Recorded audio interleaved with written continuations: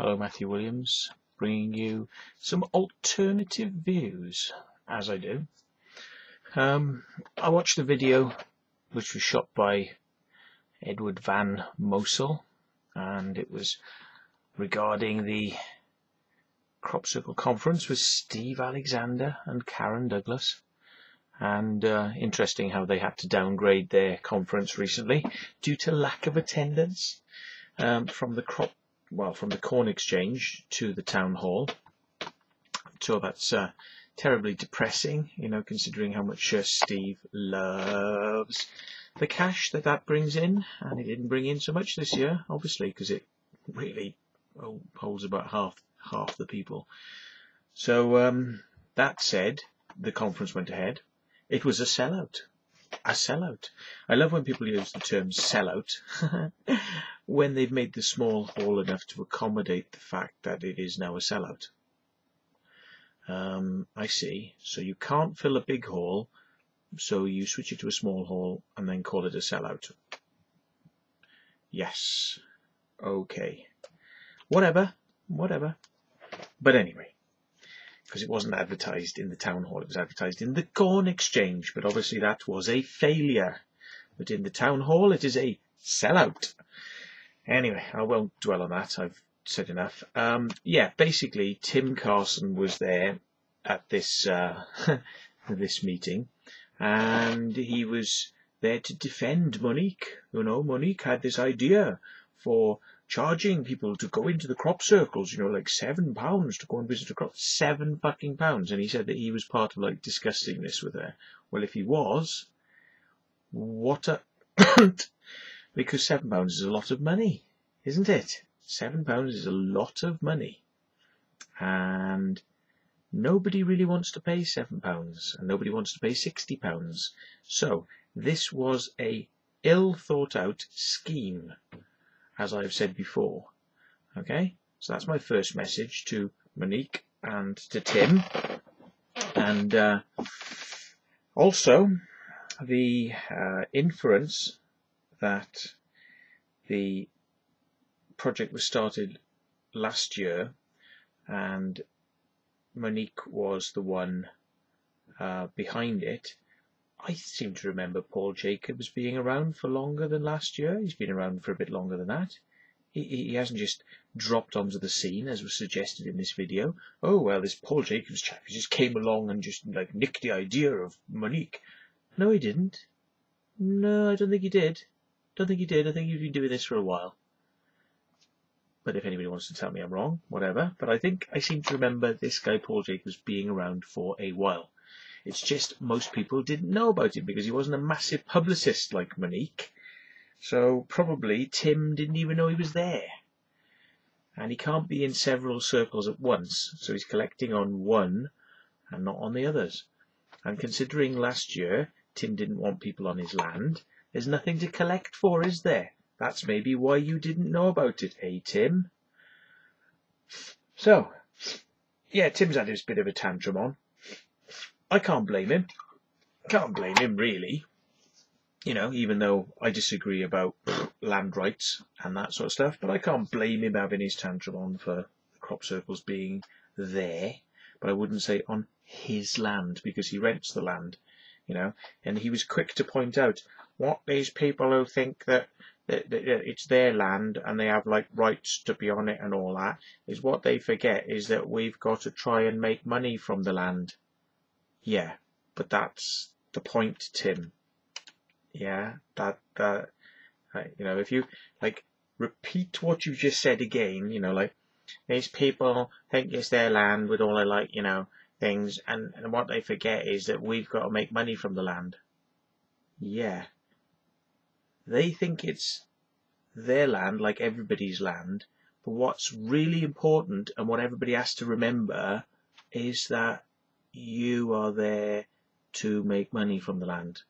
Yeah, that's right. I don't think we're allowed to forget it, Tim, are we, really? Considering, blocking off fucking, picnic areas that people used to camp on and do sky watches. No, that's off limits. And then, this silage pit which is conveniently, one has to say, conveniently now off limits. See, bit of problem reaction solution there maybe. Now this was suggested to me by somebody. I put it forward as a hypothesis, not as fact. Okay, just a theory that maybe having some ugly fertiliser things standing out like a sore thumb on the idyllic Eastfield might upset some people who are perhaps lovers of the landscape. Maybe those lovers of the landscape decided to let the nitrate fertiliser go in order to teach said farmer a lesson. Terrible, you know. I think that's bad, you know. It's obviously going to be bad for the environment, isn't it? Yeah. But it then gives the farmers exactly the excuse they need to say, oh yes, this area isn't protected properly and we need to protect this area and lock it all off, which gives them then the opportunity to maybe fence off the area. And they got planning permission up. There's planning permission up for that. So they're not thinking in terms of like, hang on a minute, we had something like £20,000, I heard, of fertiliser in these tanks, and somebody let it out. Yeah? Would you leave £20,000 as the cash lying around in a field? Because Tim doesn't like the idea of that, because he says the honesty boxes get stolen, don't they? The honesty boxes get stolen with 20 quid in and 30 quid in. The honesty boxes get stolen. Yeah, they do, don't they? So you know about thieving, don't you? The thieving that goes on in the area, Tim. You're quite well aware of this. But you choose to stick £20,000 worth of fertiliser in a field. And then you go, oh, it's terrible, somebody's got to let it out. Well, 20 or 30 quid in a fucking honesty box is nothing compared to 20,000, is it? Who's the fucking idiot? Who's the idiot for sticking such a large amount of money's worth of fucking materials somewhere out in the middle of nowhere with no security whatsoever, and then when somebody fucks around and does what they did, yeah, not only does it fucking lose you your cash, it pollutes the fucking water table. Now the locals can't drink their fucking water. So I have to ask the question, what exactly were you doing sticking a load of fucking toxic fertiliser at the top of a hill where when it goes, it's going to run down the hill to the local village? Hello? Earth calling Mr. Carson?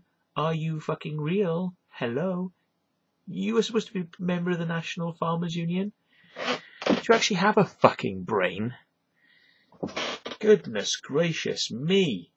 The only place you want to stick fucking chemicals like that, right, is on your own fucking farm. So you can pollute your own fucking family and your own fucking water table. You don't want to go sticking it somewhere where it pollutes the whole fucking village and fucks everyone else off. So that's number one. Number two, if it was in your fucking house, if it was in your farm, then there's a good chance that the fucking idiots who did it wouldn't have tried to do it because they wouldn't have got away with it. So I say that is fully 100% squarely, absolutely, positively on your shoulders, Mr. Carson, and you should think seriously about not doing something stupid again, like expanding more fertiliser on the site, because if you do, you're looking forward to having another fucking accident where the next lot of fucking fertiliser goes down the fucking hill again and repollutes again the water supply. I would imagine your local villagers would be complaining about your planning, whatever you're trying to do up there, as we speak. I hope they are. So there we go. But Mr. Carson says that thousands of pounds worth of crop are lost in these crop circles, and he's had hundreds on his land. Well, do you know what? Crop ain't worth that much. Oh, how these farmers like to exaggerate. My, oh my, oh my. I remember back to the farmer who wanted £400. for the circle I created that I got arrested for. And it was actually only worth £20. Massive difference there, isn't it? Massive difference. Oh yes, so well done, well done. And well done, Monique, for employing the services of Mr. Carson, the only farmer in the area. Well, no, he's one of 2 farmers who doesn't let anyone access the circles, right? And yet you brought him on board in order to tell us that the circles access scheme is really good. Ha! Yes, but he's not letting anybody in. Oh, hang on. But I thought he was on stage. Wasn't Tim Carson just on stage saying that the circle access scheme was a good idea? Oh, but because he's pissed off, he's not part of it because he's pissed off. But it is a good idea. But hang on, how can you be telling people that it's a good idea if you refuse to be part of it? How does that work? Oh, I see. I got it. Oh God, I'm so silly. You know, it's just me. I just don't get these things. Now, what Tim is actually saying is that he doesn't mind everyone visiting other people's land as part of a scheme that he wants to have nothing to do with. That's what it is. Yes, it's fine for you to visit somebody else's land and trespass on their land or walk on their land or access it legally, as long as it's not his land. Oh, Tim, you really are a farmer.